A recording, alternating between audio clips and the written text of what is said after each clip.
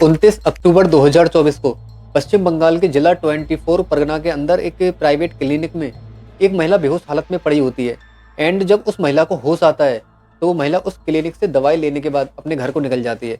But वो महिला जैसे ही घर पहुंचती है तो उसे कुछ अजीब सा फील होता है। उसे लगता है कि उसके साथ किसी ने कुछ गंदा काम किया है।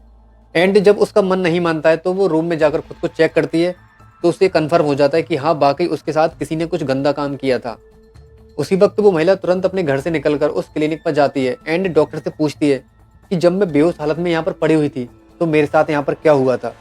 वो डॉक्टर उसे पहले तो घुमाने की कोशिश करता है, बट वो महिला उसे धमकाती है कि अगर तुम मुझे सच बात नहीं बताओगे तो मैं पुलिस में जाकर कंप्लेन कर दूंगी कि तुमने मेरे साथ कुछ गलत काम किया है मुझे बेहोश करने के बाद।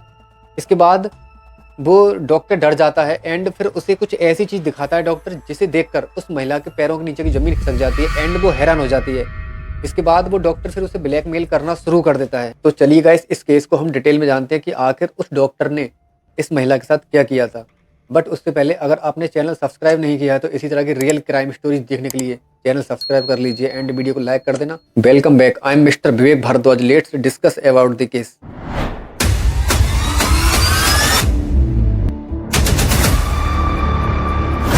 पश्चिम बंगाल में एक महिला रह रही होती है जिसका पति विदेश में जॉब कर रहा होता है।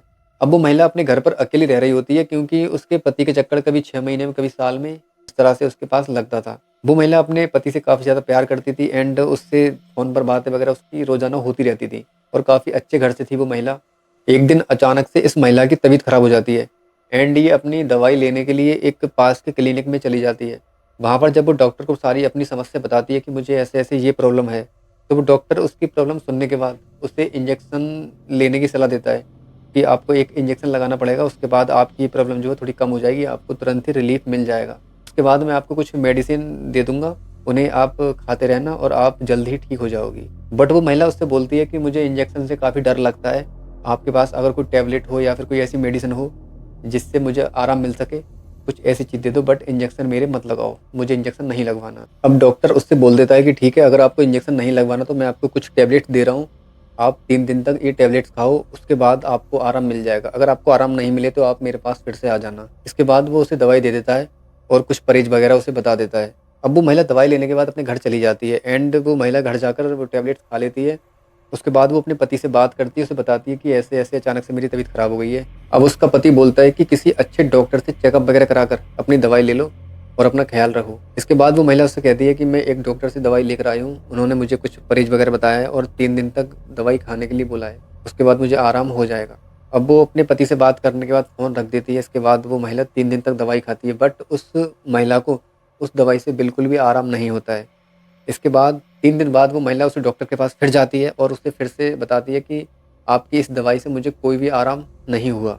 अब गाइस, जो डॉक्टर होता है जिसका नाम नूर आलम सरदार होता है, वो उस महिला से बोलता है कि मैडम, मुझे लगता है कि आपको कोई गंभीर बीमारी है, इसलिए मुझे आपके कुछ चेकअप कराने पड़ेंगे, इसके बाद ही मैं आपको दवाई दूंगा जिससे आप ठीक हो सको। अब वो महिला उसकी इस बात को मान लेती है कि ठीक है डॉक्टर साहब, आप चेकअप करा लीजिए। इसके बाद वो उसे कुछ चेकअप लिख देता है और वो महिला अपने चेकअप कराने के लिए चली जाती है।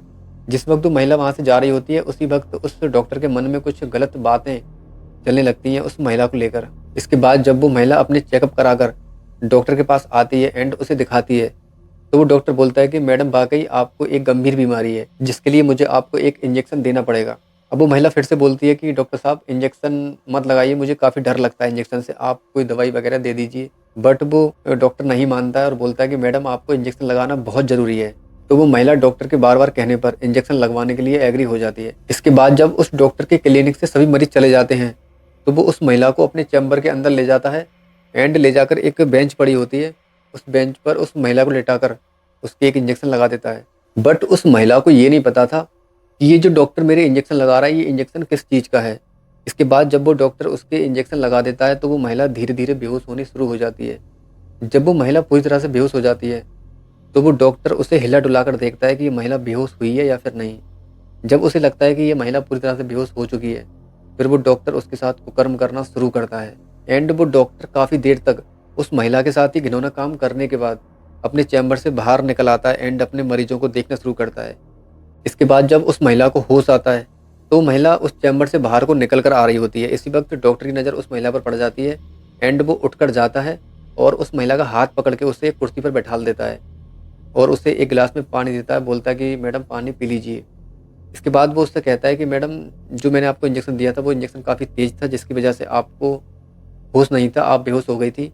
एंड नो प्रॉब्लम, अब आप ठीक हो, मैं आपको कुछ दवाई दे रहा हूँ, आप ये दवाई घर जाकर खा लेना और आप जल्द ही ठीक हो जाओगी। बट वो महिला इस वक्त ज़्यादा होश में नहीं थी और वो उसकी बात को मान लेती है। इसके बाद वो थोड़ी सी होश में आती है, फिर वो अपनी दवाई लेकर घर को चली जाती है। अब जैसे ही वो महिला अपने घर पहुंचती है, जब उसे पूरी तरह से होश आता है तो उसे कुछ अजीब सा फील होता है। उसे लगता है कि उसके साथ किसी ने कुछ छेड़छाड़ की है, उसके साथ कुछ किसी ने गंदा काम किया है। इसके बाद वो ये सब कन्फर्म करने के लिए अपने घर के रूम में जाती है और रूम में जाकर खुद को देखती है, तो उसे लगता है कि हाँ, मेरे साथ पक्का किसी ने कुछ गलत काम किया है। इसके बाद वो महिला काफ़ी ज़्यादा रोती है। इसके बाद वो महिला दौड़ती हुई उस डॉक्टर के पास पहुंचती है एंड उससे पूछती है कि डॉक्टर साहब, जब मैं बेहोश थी तब आपने मेरे साथ क्या किया था? अब डॉक्टर जब ये बात सुनता है तो हैरान हो जाता है एंड वो डर जाता है और वो सोचता है कि शायद इस महिला को पता पड़ गया है।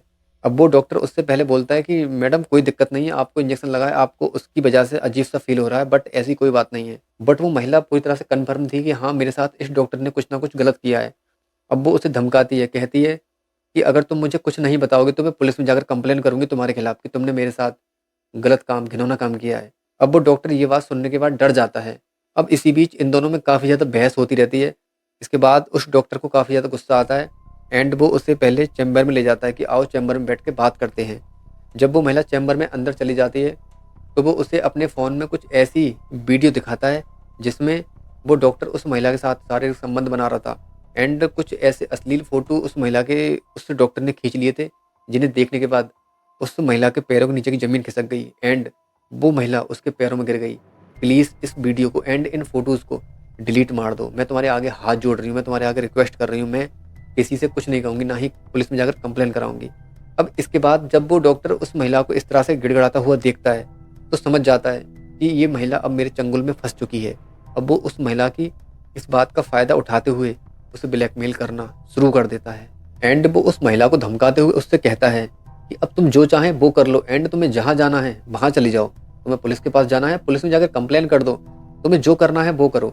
बट एक बात का ख़्याल रखना, तुम्हारी मेरे पास कुछ वीडियोज़ हैं एंड कुछ फ़ोटो हैं जिन्हें मैं सोशल मीडिया पर अपलोड कर दूँगा एंड तुम्हारे सभी रिश्तेदारों को दिखा दूँगा और आस-पास के पूरे इलाके में मैं ये वीडियो सभी को दिखा दूँगा, जिसकी वजह से तुम्हारी क्या इज़्ज़त रहेगी, ये तुम खुद समझ सकती हो। अब वो महिला उसके पैरों में काफ़ी ज़्यादा गिड़गिड़ाती है एंड रोती है उसके सामने, बट वो डॉक्टर उस वीडियोज़ एंड फ़ोटोज़ को बिल्कुल भी डिलीट नहीं मारता है। इसके बाद वो उसे वहाँ से उस महिला को डॉक्टर वहाँ से भगा देता है।